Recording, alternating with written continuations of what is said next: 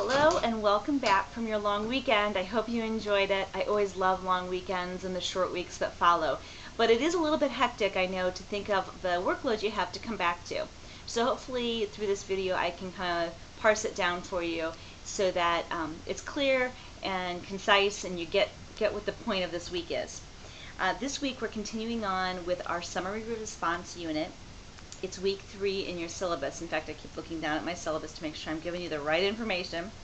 We're doing a lot of readings that are essays for this particular section, and when you refer to them, please use the author's last name and refer to them as essay as a genre type, unless for the few occasions that we veer from that genre, you can of course call it by the right genre. But these are not stories. They use stories within their writing, but they are essays. Okay. So what are we doing with this stuff? Well, this is the meat and potatoes of your paper.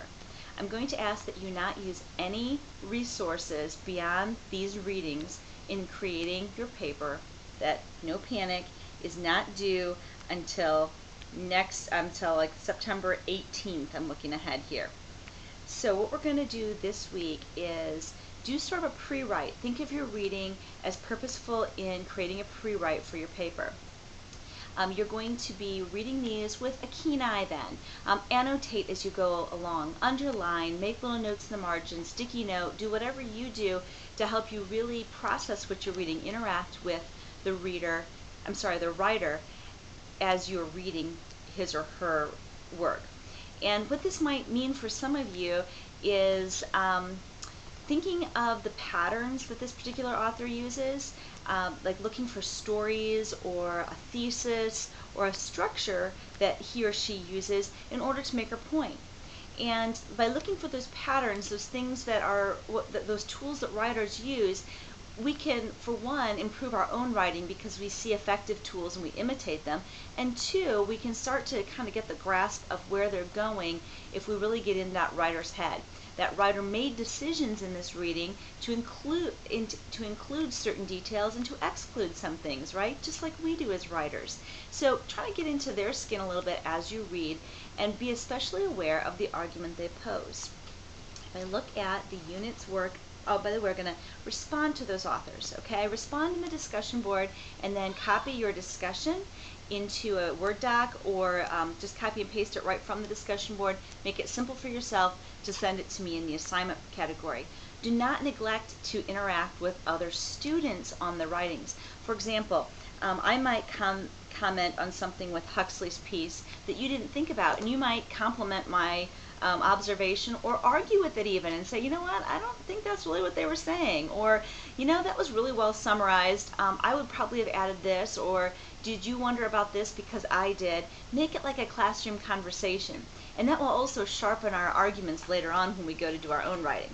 Okay, so let's look ahead a little bit. I don't want to bog you down, but the upcoming paper is probably kind of hanging over your head just a little bit. For the upcoming paper, we're going to be doing a summary response. And in the course content coming up here, we're going to be basically reading and summarizing, and then we're going to be kind of capsulizing that into a paper. If you look at assignment 2-3 from the course content, you'll notice that I set up the prompt right away for you, okay? After you did your thesis or into the thesis for last time, what you're going to be doing is you're going to be citing at least one essay, and you're going to be creating a 3 to 4 page essay with a single thesis. If you choose to summarize more than one essay, make sure that you're doing it in a way that blends them together. I will tell you this is a little bit more complex. But what I don't want is a summary of each article and a response to each article. I want you to go more in depth than that.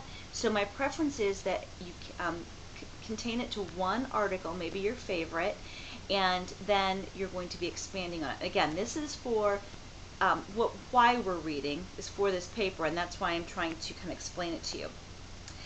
Your summary may be in one chunk, or you may interact with it. You may give a part of the summary and then your response, part and response, part and response.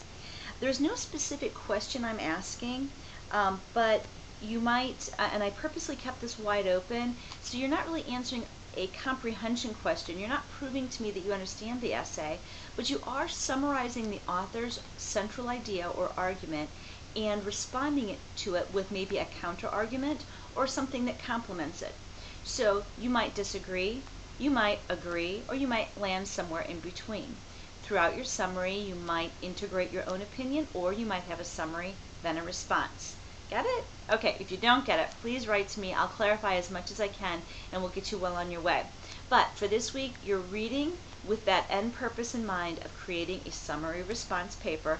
Please do enjoy the readings as much as you can. Now I've got to go get my phone. Bye-bye.